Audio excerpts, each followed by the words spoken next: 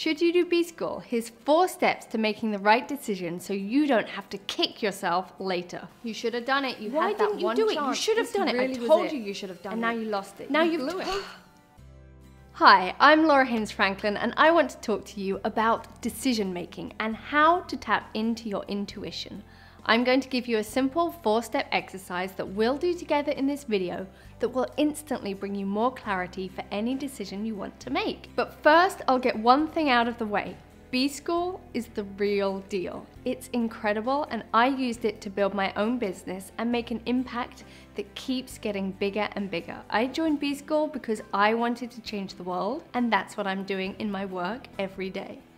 And I want you to join me. If you sign up for B-School, you're going to get to work with me because I'm giving you my program Holy Shift as a bonus. But the question on your mind is, should you sign up for B-School?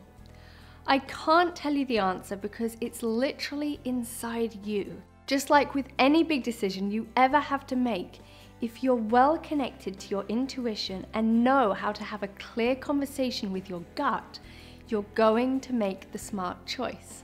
Now, smart is inseparable from heart. Your head is filled with all kinds of junk you have to sift through. What other people have told you, logic, rationalizations, this versus that, checklists, price points. It has no concrete proof of your dream coming true. As far as your brain is concerned, that's crazy. The most incredible things in this world defy logic. So to conceive of possibility, your brain needs to get its primary information from your heart. To do that, we first need to do a release of fear.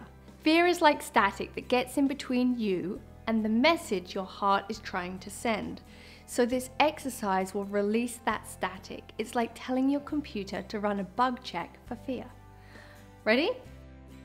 So put your hands on your chest and just take a nice deep breath and just imagine or connect to, or maybe you can feel any fear around making a decision.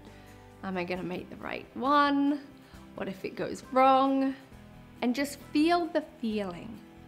Then what we're going to do is imagine we're going to scoop that fear out. We're literally going to brush over your arms, over your chest, and imagine if that fear was a color, let's say. Maybe it's yellow or blue. We're scooping it out, and then you're going to tap over your head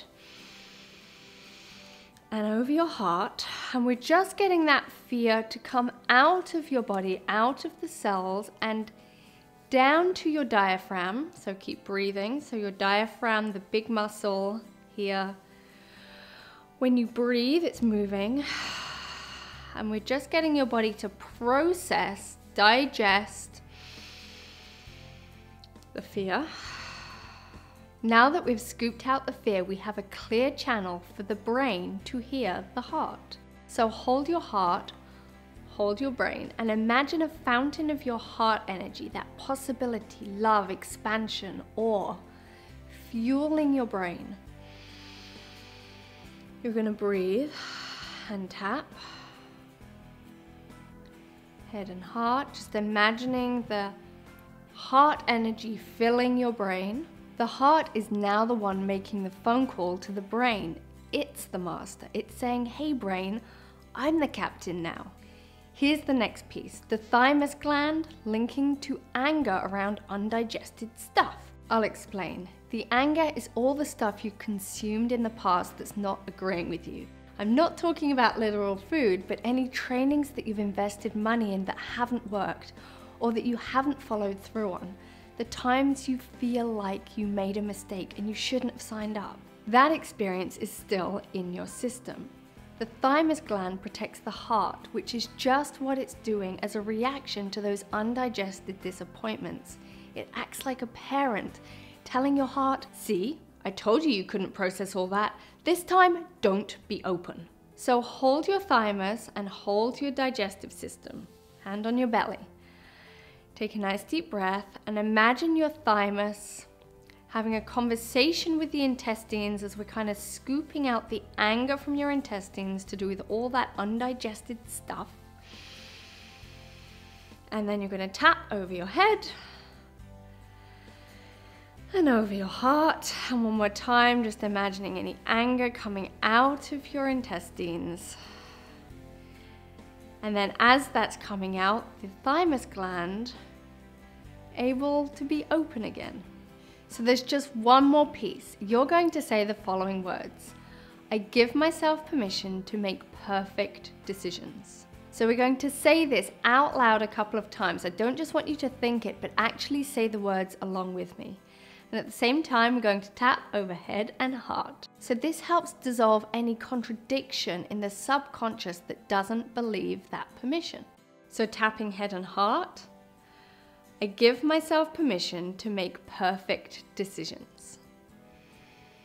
I give myself permission to make perfect decisions. I give myself permission to make perfect decisions. I give myself permission to make perfect decisions.